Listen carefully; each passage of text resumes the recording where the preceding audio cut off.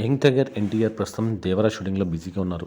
Short break ఇచ్చి Japan వెళ్లారు. New year వేడుకల కోసం ఎన్టీఆర్ భార్య లక్ష్మీప్రణతి, కుమారులు అభయరామ్, భార్గవరామ్ జపాన్ దేశం వెళ్లారు. వారం రోజులకు పైగా జపాన్ దేశంలో గడిపారు. వెకేషన్ ముగించుకున్న ఎన్టీఆర్ కుటుంబం రీసెంట్గా ఇండియాకు తిరిగి వచ్చారు.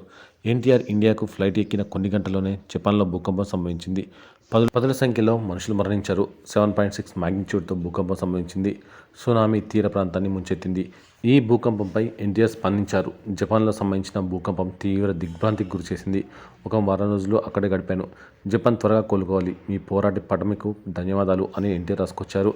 ఎన్టీఆర్ గంటల వ్యవధిలో భూకంప ప్రమాదం నుండి తప్పుకున్నారు. ఆయన ఇండియాకు బయలుదేరకుంటే మొత్తం కుటుంబం భూకంపంలో చిక్కుకునేవారు. ఎన్టీఆర్ కుటుంబం సురక్షితంగా ప్రమాదం నుండి బయటపడడంతో ఫ్యాన్స్ ఊపిరి పీల్చుకున్నారు. ఎన్టీఆర్కి జపాన్ దేశం అంటే చాలా ఇష్టం. ఎన్టీఆర్కి జపాన్లో ఫ్యాన్ బేస్ బాగానే ఉంది. ఎన్టీఆర్ సినిమాలు వాళ్ళు చూశారు.